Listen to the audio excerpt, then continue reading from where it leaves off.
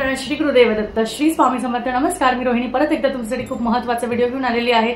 आणि आजच्या व्हिडिओमध्ये मी तुमच्याशी काही नाही, फक्त एक छोटंसं एक लेख आहे तो शेअर करणार आहे। तो आहे स्वामी पुण्यतिथी निमित्त, की त्या दिवशी तो दिवस कसा होता, त्या दिवशी ज्या दिवशी स्वामी शरीर रूपातनं आपल्याला सोडून गेले होते।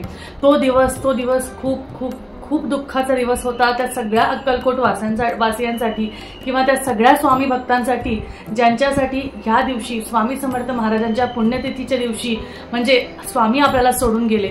या दिवशी खरंच मी आता सुद्धा तुम्हाला सांगते, माझ्या अंगावर काटा येतोय। पण तो दिवस कसा असेल, तो दिवस सगळ्यांनी कसा म्हणजे एवढे दिवस स्वामींचा सहवास लाभल्यावर एक असा दिवस येतो ज्या दिवशी स्वामी तुमच्या समोर नसतात। बघा, स्वामी सर्वीकडे आहे, म्हणजे स्वामी हे सर्वस्व आहे। ते तुम्हाला सांगते कुठे म्हणजे असं काही नाही की ते ह्या ठिकाणी नाहीये, हे ह्या ठिकाणी आहे असं नाहीये। पण शरीर रूपाने जेव्हा स्वामी भक्तांसमोर स्वामी होते, स्वतः त्यांचा राग, त्यांचं बोलणं, त्यांच्या सगळ्या गोष्टी जेव्हा ते सगळे बाणायचे, त्या सगळ्या गोष्टी त्यांनी त्या गोष्टींचा सहवास घेतलेला आहे। तर तो दिवस कसा होता, त्या दिवशी खूप तुफान, खूप वादळ आणि खूप वेगळाच दिवस होता। तो अक्कलकोट असा भरला होता, सगळे रडले होते।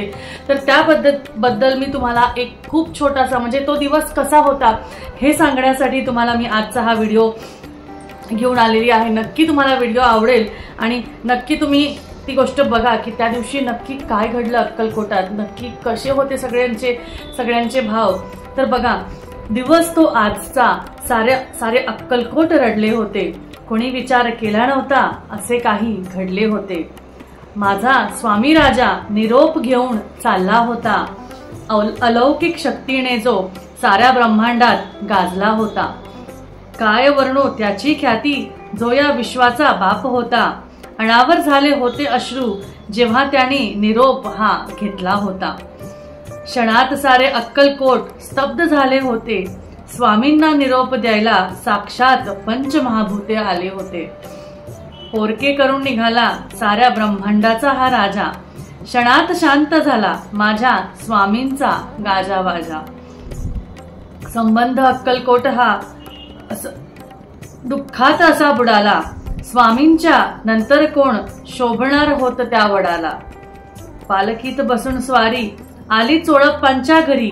शेवटच्या श्वासापर्यंत ज्याने केली स्वामींची हो चाकरी। लागली समाधी माझ्या स्वामी राजांची क्षणात। खंत राहून गेली देवासोबत राहण्याची प्रत्येकाच्या अंतःकरणात। आजही आहेत स्वामी माझे त्या अक्कलकोटातच।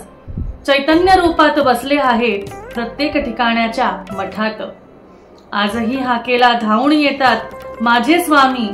तू आमची आई, तुझे अजान लेकरू आम्ही। भिवू नकोस, मी तुझ्या पाठीशी आहे। ह्या वचनाला जागले माझे स्वामी। आधार आहेत आज प्रत्येकाचा। नतमस्तक आहोत सदैव चरणी आम्ही। श्री स्वामी समर्थ। स्वामी महाराज जे आपल्यासाठी एका हाकेवर धावून येतात। काही असू दे, छोटी गोष्ट असू दे, पण तुम्हाला सांगते स्वामी कधीच मागे पुढे बघत नाही। ते कधीच लहान मोठं बघत नाही, ते कधीच कोणती गोष्ट बघत नाही, ते कधीच कमी जास्त बघत नाही। जशी भक्ती तशी ते मानून घेतात, जशी भक्ती तशी ते गोड मानतात। फक्त प्रामाणिक राहा आणि तुमचं कर्म करत राहा। कर्म हे चांगले असावे, तुम्ही वागण्यात नीट असावे, तुम्ही तुमच्या आयुष्यात एक चांगला व्यक्तित्व स्वतःला घडवावं, हेच फक्त स्वामींचं म्हणणं आहे। कधीच कोणाचं वाईट करणं, कधीच कोणाचं वाईट चिंतन हे नसावं। फक्त स्वामी जाताना एवढंच सांगून गेले की तू फक्त आणि फक्त माझं नामस्मरण कर। मी तुझ्या त्या एका हाकेवर लगेच तुझ्यासाठी येईल आणि तुझी जी काही इच्छा आहे ती पूर्ण करेल। अशा पद्धतीने बघा, तो दिवस खूप वेगळा होता। जसं मी म्हटलं, पंचमहाभूत सुद्धा तिथे आले होते। वादळ वारा सगळे रडत होते। त्यामुळे तो दिवसच खूप वेगळा होता। आपले ब्रह्मांड नायक आपल्याला सोडून चालले होते, पण ते फक्त शरीर स्वरूपी आपल्याला सोडून गेले। पण आजही एका हाकेला धावून येणारे माझे स्वामी नक्कीच आपल्या समोरही बसलेले आहे आणि आपल्याला सांगत आहेत की बाळा, काळजी करू नकोस, मी इथेच आहे। भिवू नकोस, मी तुझ्या पाठीशी आहे असं ते म्हणत आहे.